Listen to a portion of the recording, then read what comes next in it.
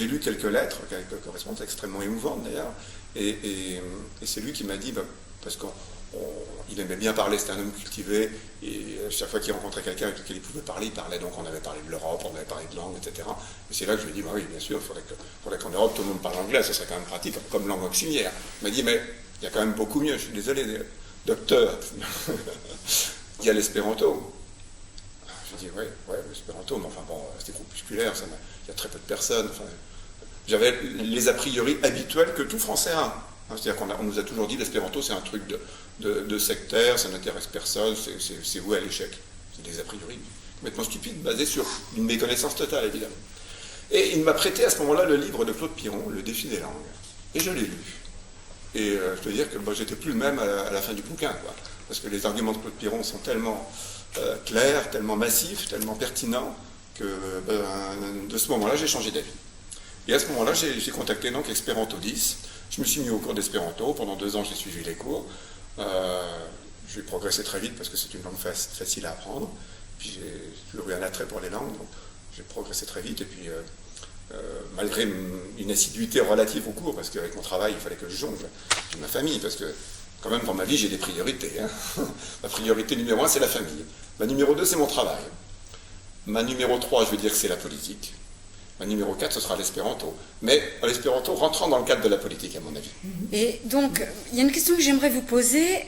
Vous n'avez pas peur, parmi les choses qui repoussent les gens, en ce qui concerne l'espéranto, il y a beaucoup de gens, par exemple, qui disent que ça n'a pas de culture propre, ou il y en a d'autres qui disent que ça vise ou que ça aurait pour effet de remplacer toutes les autres langues. C'est vrai que actuellement l'Europe encourage le plurilinguisme, le multilinguisme.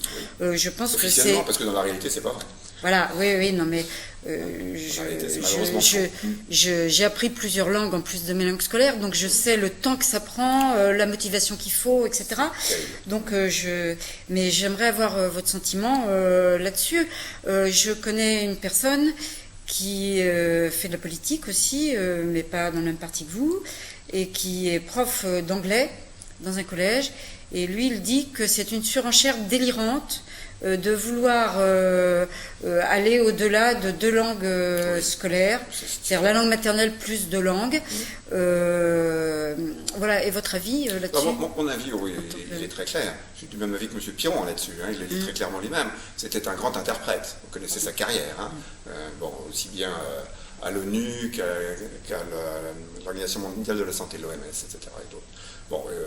Il a toujours dit, même moi qui suis un grand interprète international en anglais, entre autres, parce qu'il parlait d'autres langues, et bien, face à un anglais natif, c'est-à-dire dans la langue maternelle anglais, je suis toujours en situation d'infériorité.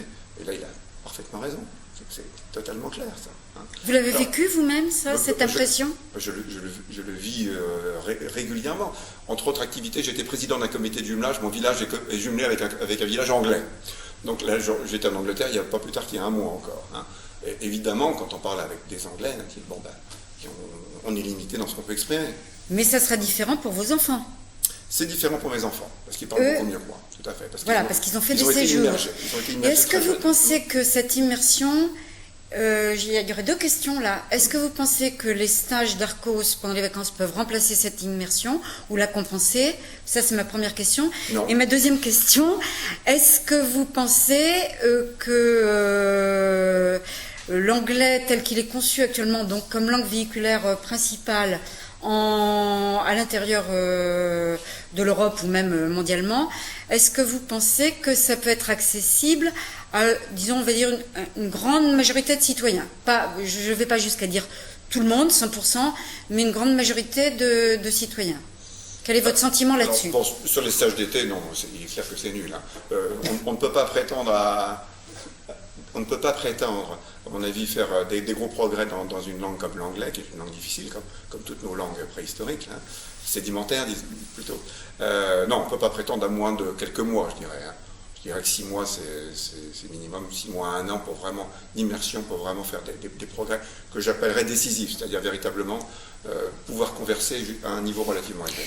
Et alors, sur le fait d'amener un grand nombre de citoyens à parler suffisamment l'anglais pour qu'ils communiquent... Moi, j'ai tendance à éviter de prendre les gens pour des imbéciles.